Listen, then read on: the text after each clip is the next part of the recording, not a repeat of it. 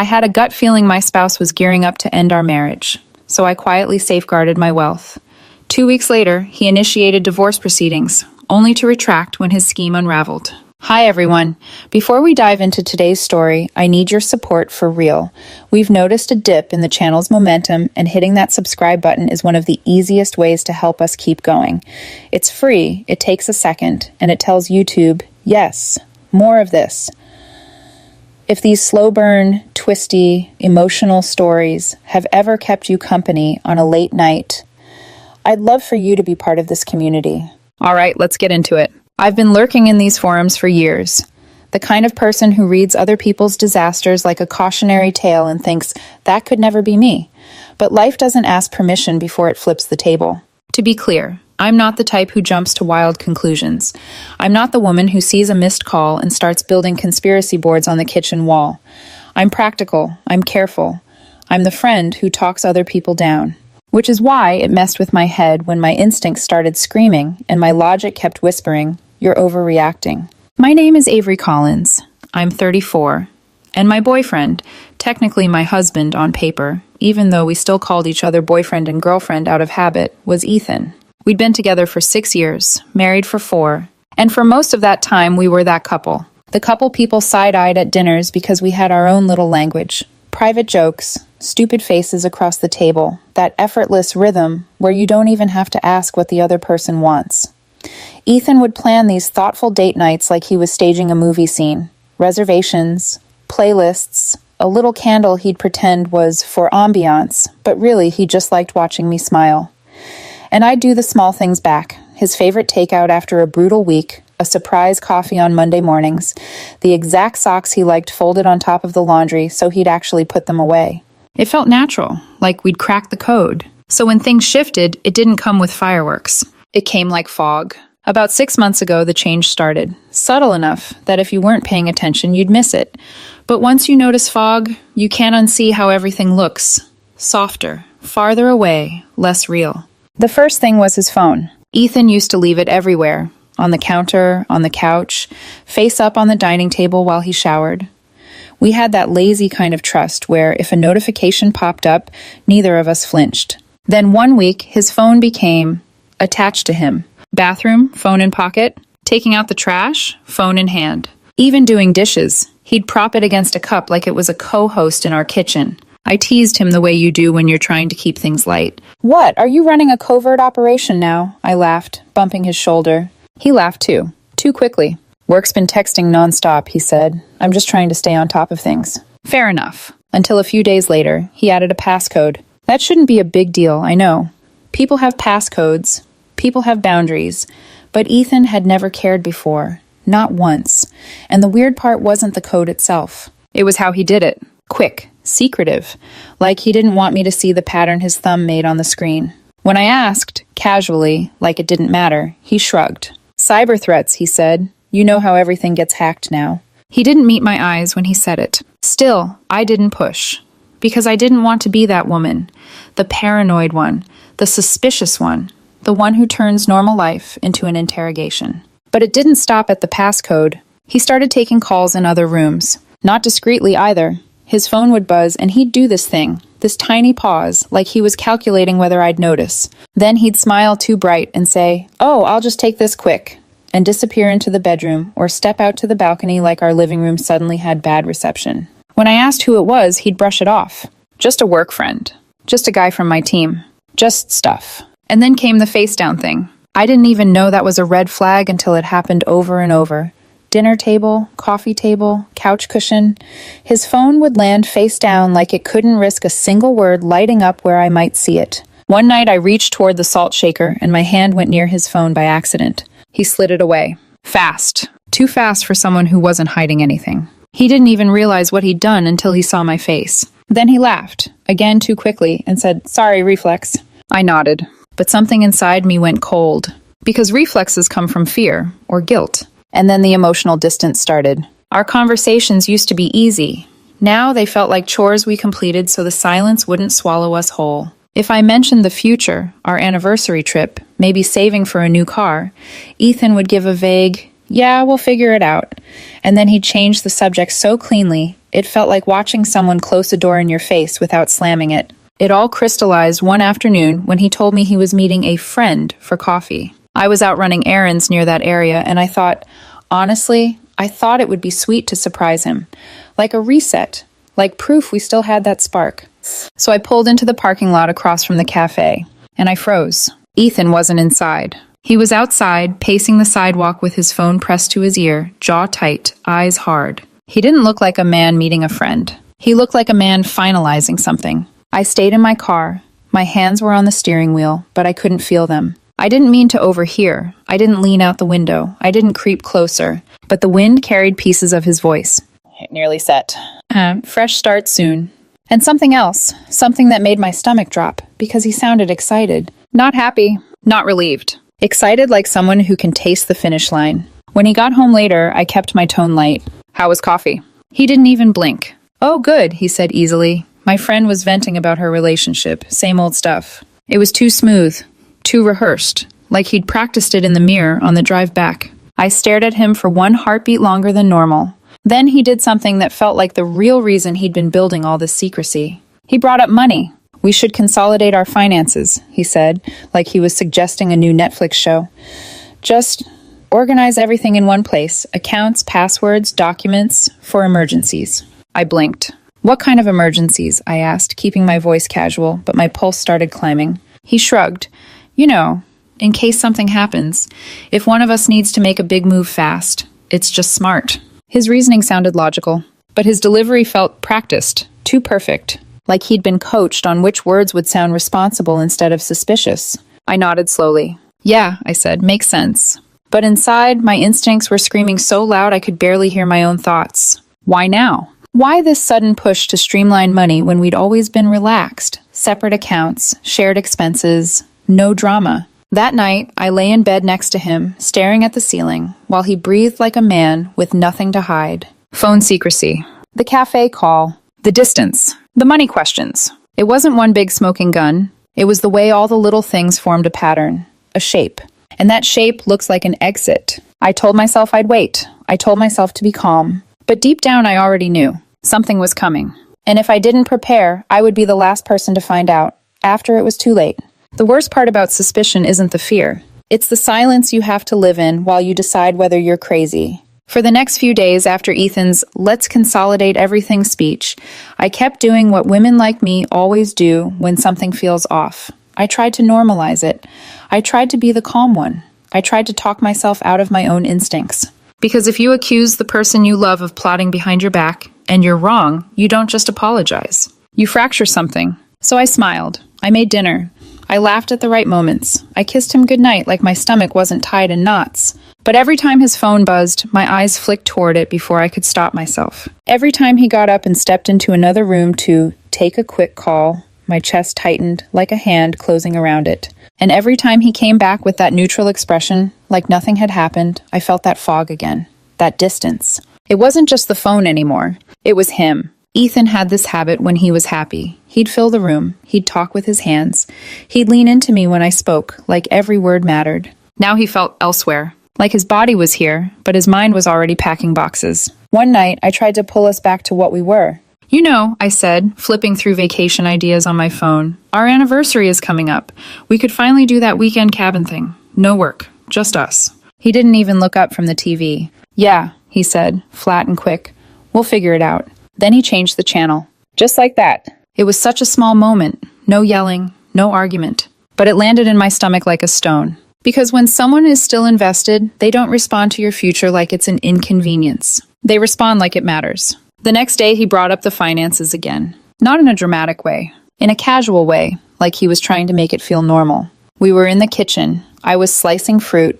The knife hit the cutting board in a steady rhythm, and he was leaning against the counter, scrolling on his phone like he was half listening to the world. Hey, he said, now looking up. Have you thought about sorting out the bank stuff? Like, do you know where all our account info is? Passwords, statements, that kind of thing? I set the knife down slowly. My heartbeat didn't spike. It dropped. Because now it wasn't a suggestion. It was persistence. I wiped my hands on a paper towel, turned to him, and kept my voice calm on purpose. Steady, controlled, the way you talk when you're forcing yourself not to sound emotional. Okay, I said. What's going on? He paused. The smallest pause. And I watched his thumb stop moving on his phone. You've been weirdly fixated on our finances lately, I continued. Is there something we need to talk about? He looked up like I'd startled him, then laughed, again, that quick laugh that never reached his eyes. No, he said immediately. No, nothing's wrong. I think it's smart. Smart for what? I asked. He shrugged, but it wasn't a casual shrug. It was defensive, tight. I don't know. Life, emergencies, it's not a big deal, Avery, I swear. There it was. The word Avery. He only used my full name when he was trying to sound reasonable, when he was trying to guide a conversation somewhere without making it obvious. I stared at him for one more beat, letting the silence press against us.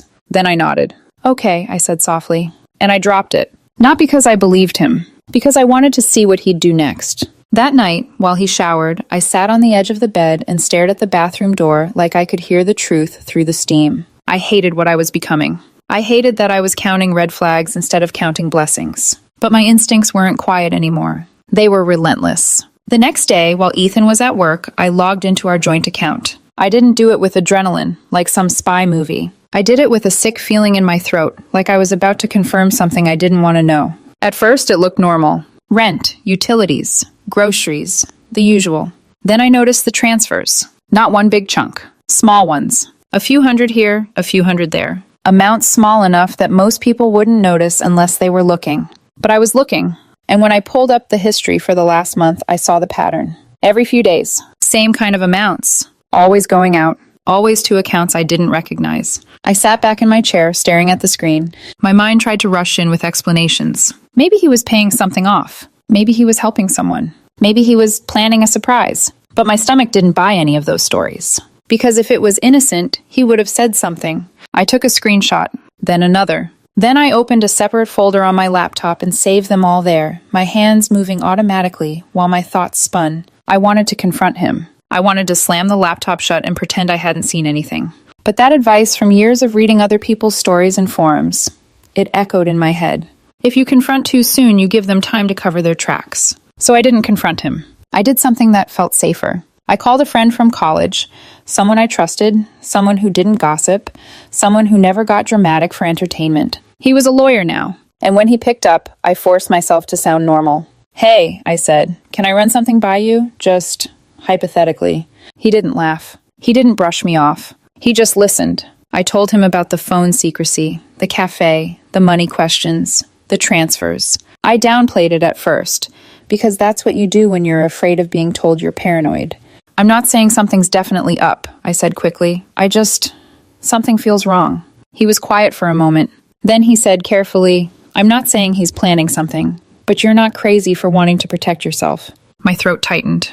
Protect myself how? I asked. He exhaled. Look, people can be in love and still get ugly when money is involved, he said. And if your gut is telling you to pay attention, you should. Better safe than sorry. He didn't tell me to spy. He didn't tell me to do anything illegal. He outlined basic legal steps, ways to secure what was mine, ways to make sure I wasn't blindsided if things went south. As he spoke, I felt two things battling inside me. Guilt, because I still wanted to believe Ethan was good, and resolve, because the transfers didn't lie. After I hung up, I sat in the quiet living room with the TV off and the curtains half drawn, listening to the hum of the fridge like it was the only stable thing in the house. This wasn't just about money. This was about the life we built. I kept flashing back to our wedding night, his hands in mine, his voice promising we were a team. And now I was preparing like we were opponents. That night, when Ethan came home, he kissed my cheek and asked what I wanted for dinner. His face was calm. His eyes were steady. He looked like a man with nothing to hide. And that was the part that terrified me most. Because either I was losing my mind, or he was hiding it perfectly. I waited until he fell asleep. Then I opened my laptop. My hands weren't shaking like a movie scene. They were steady, almost numb, like my body had decided for me. I pulled up everything. Accounts, investments, property paperwork, anything with my name attached to it. Each document I opened felt like another step away from the woman who believed love was enough. And another step toward the woman who understood love doesn't stop someone from trying to take what's yours. I wasn't trying to hurt him. I was trying to survive him. If my instincts were right, I made a list. What could be moved? What couldn't? How fast it could happen? How discreetly? I paused, staring at the cursor blinking on the screen like a heartbeat. Then I did something I didn't think I'd ever do in my life. I called my mom. It was late. She answered on the second ring, her voice thick with sleep. "Baby, what's wrong?" I swallowed. "I need you to hold some things for me," I said, keeping it vague. "It's not bad, just a precaution." There was a pause. The kind of pause where a mother hears the truth you're trying not to say. "Are you okay?" she asked softly. "Yeah," I lied. "I just want to be careful." She didn't push. She didn't demand details. She just said, "Of course, whatever you need." When I hung up, a wave of relief hit me so hard it almost felt like grief. Because needing your mother like that as an adult means something in your life has cracked. And I could feel the crack spreading. By the time Ethan rolled over in his sleep and mumbled something I couldn't understand, my list was complete. The plan was forming. And deep down I knew, whatever Ethan was preparing to do, I couldn't afford to be the last person to know. There's a strange clarity that comes when you accept one hard truth. No one is going to protect you better than you will. The night I decided to act didn't feel dramatic. There was no rain hitting the windows, no trembling hands hovering over the keyboard like a movie scene. It felt quiet. Too quiet. Like the calm you get right before something irreversible happens. I sat at the dining table with my laptop open, the glow of the screen cutting through the dim apartment. Ethan was out, working late, he'd said, which lately meant nothing and everything at the same time. I stared at the first account on my list. This was the money I'd built before him. Savings from my 20s. Investments I'd researched myself.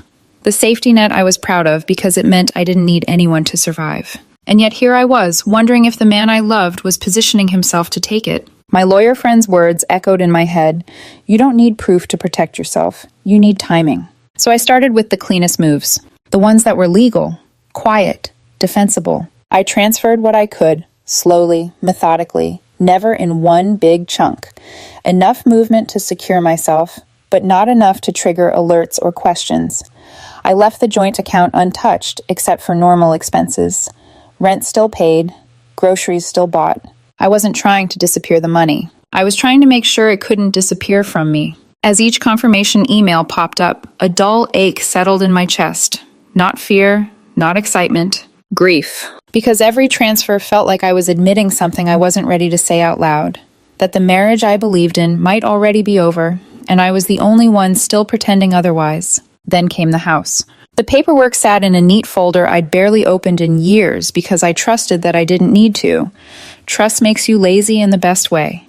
It convinces you danger is always external, never sleeping beside you. I reviewed every page, every clause, every signature. And when I made the call to initiate the change, putting it under a structure tied to my mother, I had to pause halfway through the conversation just to breathe. "This is legal, right?" I asked quietly, even though I already knew the answer. "Yes," the professional on the other end said calmly. "It's been done many times before." That should have comforted me. Instead, it made me sad, because it meant my situation wasn't unique. People had stood where I was standing, felt what I was feeling, loved someone, and still needed armor. By the time I closed my laptop, my reflection in the dark screen looked different, older, sharper, like someone who just crossed an invisible line. I wasn't the woman who assumed good intentions anymore. I was the woman who prepared for bad outcomes. When Ethan came home later that night, I was already in bed. He slid in beside me, kissed my temple, and asked if I wanted to watch something tomorrow. "Sure," I said, my voice steady. He wrapped an arm around me, relaxed, comfortable, unaware. And the weight of that nearly crushed me, because part of me wanted to shake him awake and scream, "Why are you doing this?"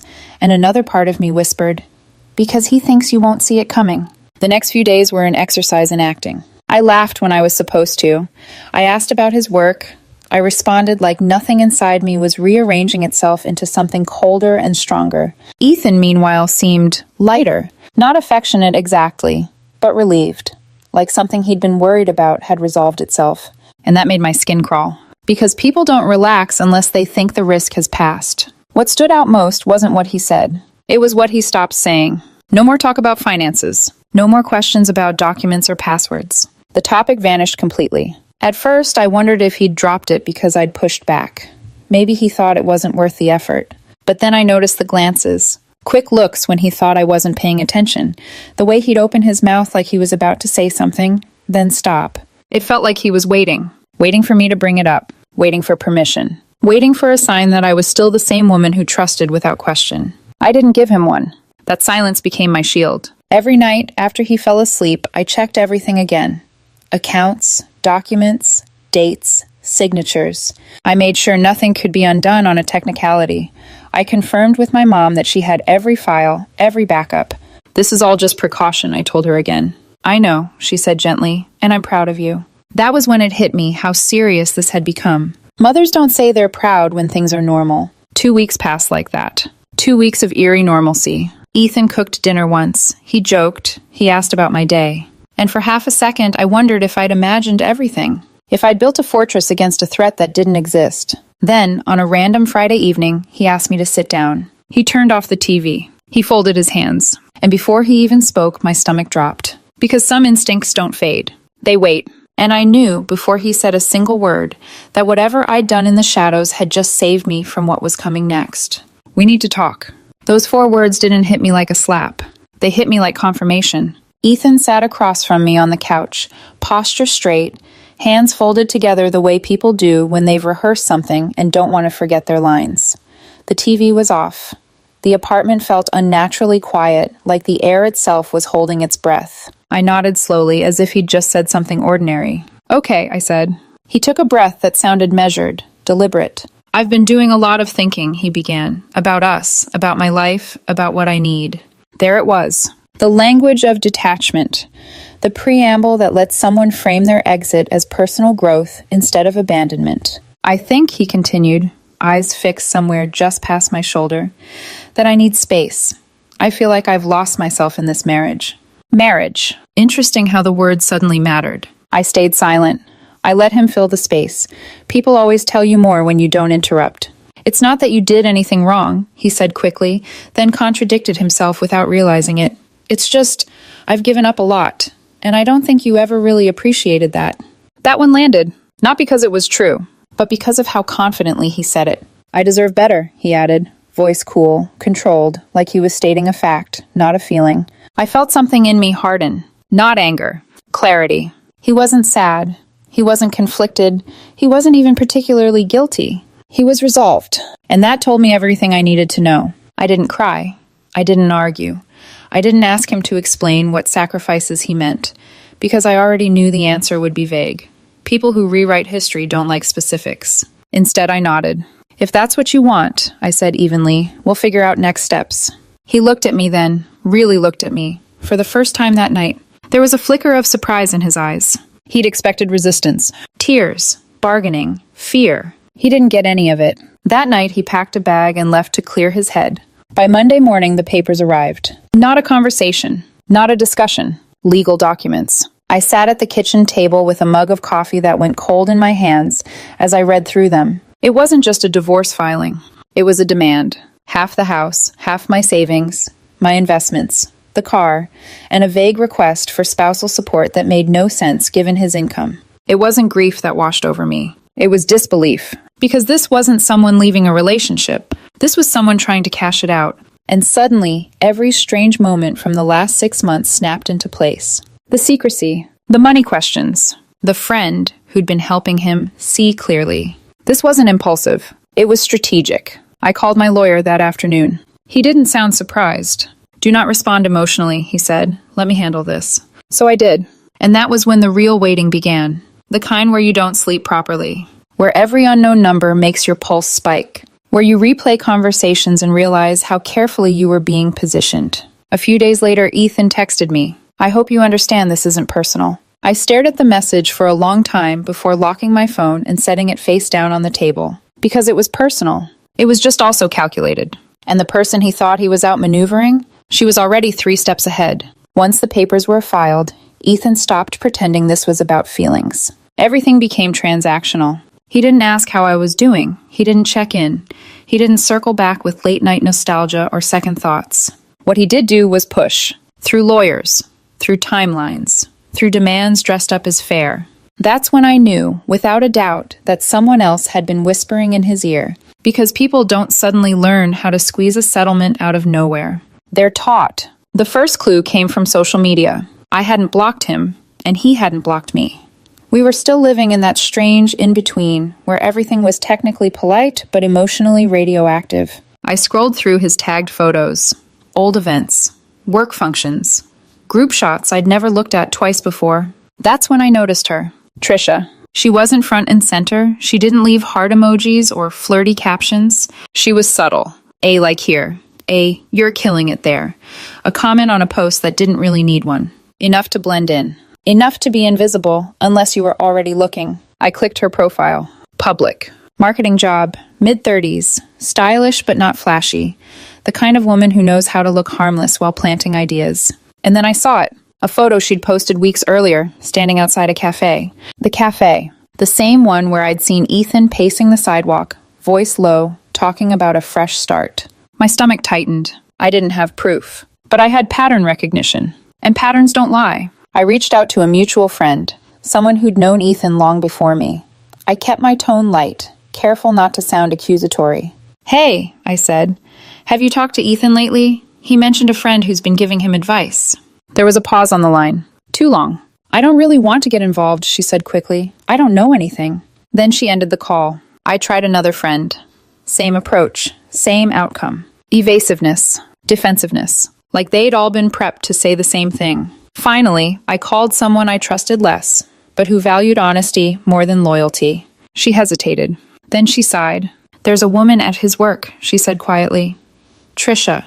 They've been spending a lot of time together. I don't know exactly what's going on, but she's been very involved.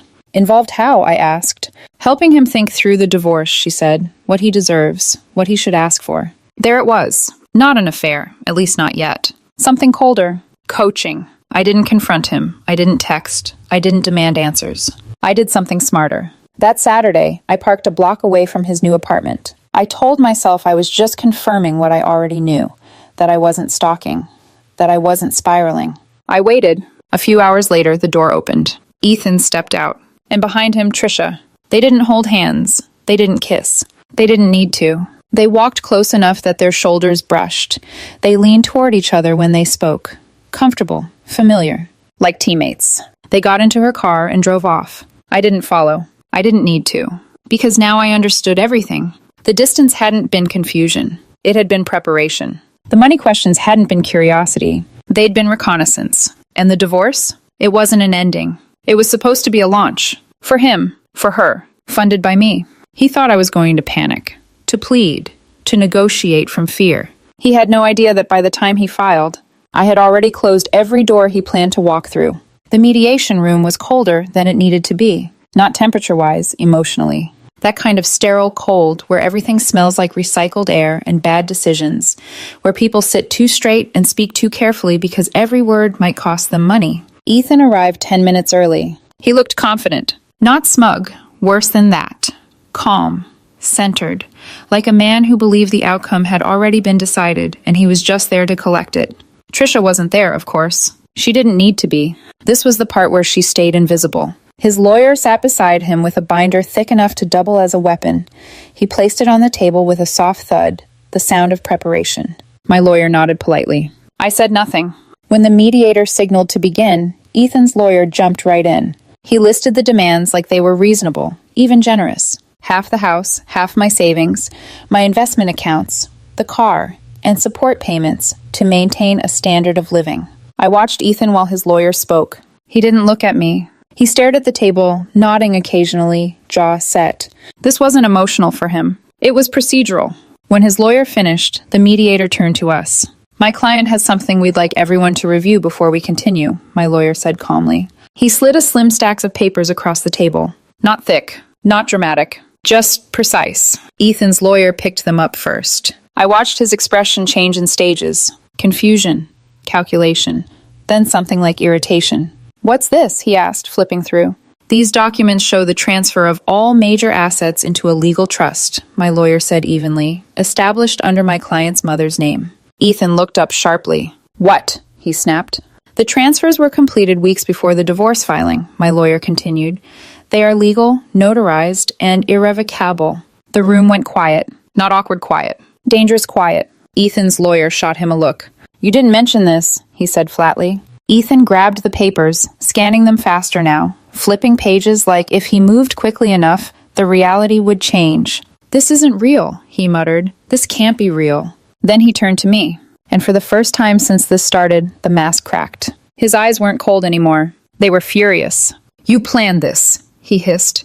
"You knew I was filing and you set this up to ruin me." I didn't respond, because there was nothing to explain. My lawyer answered for me. "These actions were taken as a precaution," he said. "No laws were broken. No assets were concealed. Everything was done transparently and within the bounds of the law." Ethan's lawyer leaned back in his chair, lips pressed thin. "This changes things," he said. "Yes, it did." The mediator cleared her throat. "We'll need to pause," she said carefully. "Counsel will need time to review these documents." Ethan slammed the papers onto the table. "This is unbelievable," he said, voice tight.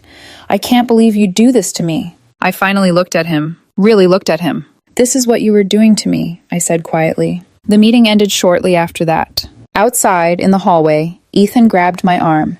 Not hard enough to leave a mark, but hard enough to make a point. "This isn't over," he said under his breath. "You'll regret this." I met his eyes. "My only regret," I said, "is trusting you." And for the first time since all of this began, he looked scared.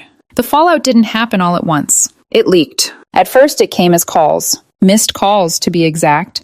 My phone lighting up with Ethan's name at odd hours. Early morning. Late night. In between meetings. Like he was throwing darts at the clock, hoping one of them would land when my defenses were down. I didn't answer. The first voicemail was almost gentle. "Hey, can we talk?" he said, voice low, measured. "I think things got misunderstood." The second one came an hour later. "I'm not trying to fight you. I just want us to be reasonable." By the end of the day, the tone shifted. "You didn't have to do this," he snapped in the next message. "You blindsided me." I deleted them without responding. My lawyer had been clear. Silence was my strongest position. Anything I said could be twisted, reframed, or used as leverage. Ethan wasn't used to silence. By day 2, the messages swung wildly, like he was throwing emotions at me, hoping one would stick. One voicemail sounded tight, controlled, his voice rough around the edges. Not tears, not weakness, just frustration straining against pride. "I supported you," he said. "I sacrificed for you, and this is how you repay me?" Another came hours later, sharper. "You think you're some kind of genius now? All you've done is prove how selfish you really are." Then, late that night, one final message. This didn't have to be ugly. I stared at my phone after that one, because it hadn't been ugly until he realized he wasn't getting what he came for. When calls and voicemails stopped working, he switched strategies. He went public. Not publicly in a social media meltdown way, but quietly, carefully, the way people do when they're trying to control a narrative. Friends started texting me, not accusing me outright, just probing. "Hey, I heard things are rough." I didn't know Ethan was feeling so unappreciated. I guess sometimes people do drastic things when they feel cornered. Cornered. As if he were the victim. I didn't defend myself. I didn't explain. I didn't counter-message with screenshots or timelines. I let him talk. Because the problem with stories built on half-truths is that they collapse under basic questions. And sure enough, they did. People asked him why the divorce papers were so aggressive if this was just about space. Why the demands were so precise if it wasn't planned. Why the finances mattered so much if he only wanted freedom. The answers didn't line up, so he pivoted. The story changed again. Now it was a misunderstanding, then a wake-up call, then, unbelievably, a test. He just needed to see if Avery would fight for the marriage, someone told me, repeating his words like they made sense. A test, filed with lawyers, with demands, with deadlines. People didn't buy it, not for long. The more he talked, the worse it sounded. And then, right when the pressure was starting to close in on him, my phone buzzed with a message that changed everything. It wasn't from Ethan. It was from Tom. We weren't close. Friendly, yes. Trusted, maybe, but not someone who inserted himself into drama. "I have something you need to see," the text read.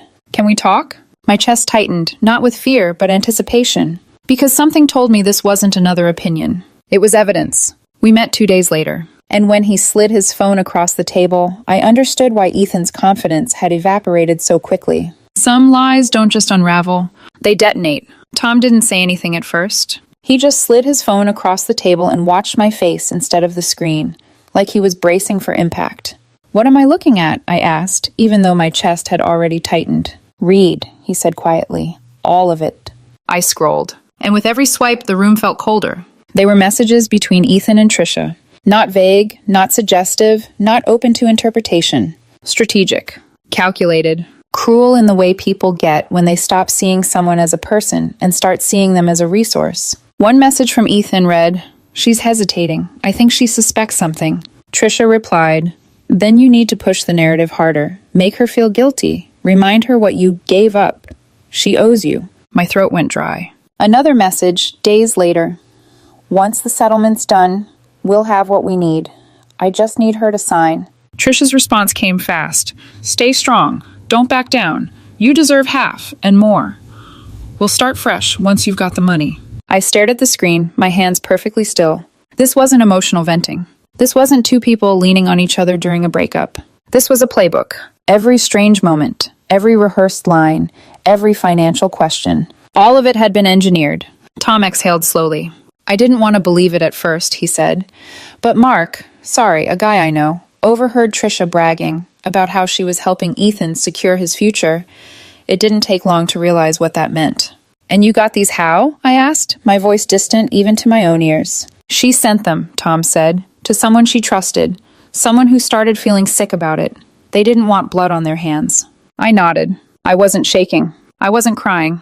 I felt emptied out, like whatever part of me still wanted to believe there was a misunderstanding had finally been excised. "Do you know what hurts the most?" I asked quietly. Tom shook his head. "It's not that he wanted to leave," I said. "It's that he planned to destroy me on the way out, and thought I wouldn't notice." Tom looked down. "I'm sorry," he said. "You didn't deserve this." I thanked him, handed the phone back, and sat there for a long moment after he left, just breathing. Then I did something I hadn't done once since this started. I let the truth move. I didn't blast it online. I didn't post screenshots with captions. I didn't need to. I shared them privately, carefully, with people who mattered, with people who had been confused, neutral, or quietly skeptical. The effect was immediate. The same friends who had told me to be reasonable stopped messaging. The ones who'd repeated Ethan's test excuse went quiet. And the people who'd stayed on the fence finally picked a side. His. Just not the one he wanted. Word spread faster than I expected. Because when people see proof, they don't need persuasion. They connect the dots themselves. Ethan's lawyer contacted mine within days. The tone had changed. No more demands, no more ultimatums, no more confidence. Just logistics. The claims were withdrawn. The aggressive language softened. The fight was over before it ever made it to court. And Trisha? She vanished. Her social media went dark. Her name stopped coming up. Her presence evaporated the moment it was clear there was no money waiting on the other side. I wouldn't be surprised if she'd believed her own fantasy, right up until it collapsed. Ethan tried to reach me again after that. The messages weren't angry anymore. They weren't threatening. They were desperate. "Can we just talk? I made mistakes. You don't have to forgive me. I just need you to hear me out." I didn't respond, because there was nothing left to hear. Some betrayals don't end in screaming matches or dramatic confrontations. They end in silence, the kind that settles when the truth has finally done its work. Tom didn't say anything at first. He just slid his phone across the table and watched my face instead of the screen, like he was bracing for impact. "What am I looking at?" I asked, even though my chest had already tightened. "Read," he said quietly. "All of it." I scrolled, and with every swipe, the room felt colder. They were messages between Ethan and Trisha. Not vague, not suggestive, not open to interpretation. Strategic. Calculated. Cruel in the way people get when they stop seeing someone as a person and start seeing them as a resource. One message from Ethan read, "She's hesitating. I think she suspects something." Trisha replied, "Then you need to push the narrative harder. Make her feel guilty. Remind her what you gave up. She owes you." My throat went dry. Another message, days later. "Once the settlement's done, we'll have what we need. I just need her to sign." Trisha's response came fast. "Stay strong. Don't back down. You deserve half and more. We'll start fresh once you've got the money." I stared at the screen, my hands perfectly still. This wasn't emotional venting. This wasn't two people leaning on each other during a breakup. This was a playbook. Every strange moment, every rehearsed line, every financial question. All of it had been engineered. Tom exhaled slowly. "I didn't want to believe it at first," he said. "But Mark, a guy I know, overheard Trisha bragging about how she was helping Ethan secure his future. It didn't take long to realize what that meant." "And you got these how?" I asked, my voice distant even to my own ears. "She sent them," Tom said, "to someone she trusted, someone who started feeling sick about it. They didn't want blood on their hands." I nodded. I wasn't shaking. I wasn't crying. I felt emptied out, Like whatever part of me still wanted to believe there was a misunderstanding had finally been excised. "Do you know what hurts the most?" I asked quietly. Tom shook his head. "It's not that he wanted to leave," I said. "It's that he planned to destroy me on the way out and thought I wouldn't notice." Tom looked down. "I'm sorry," he said. "You didn't deserve this." I thanked him, handed the phone back, and sat there for a long moment after he left, just breathing. Then I did something I hadn't done once since this started. I let the truth move. I didn't blast it online. I didn't post screenshots with captions. I didn't need to. I shared them privately, carefully, with people who mattered, with people who had been confused, neutral, or quietly skeptical. The effect was immediate. The same friends who'd told me to be reasonable stopped messaging. The ones who'd repeated Ethan's test excuse went quiet. And the people who'd stayed on the fence finally picked a side. His. Just not the one he wanted. Word spread faster than I expected. Because when people see proof, they don't need persuasion. They connect the dots themselves. Ethan's lawyer contacted mine within days. The tone had changed. No more demands, no more ultimatums, no more confidence. Just logistics. The claims were withdrawn. The aggressive language softened. The fight was over before it ever made it to court. And Trisha?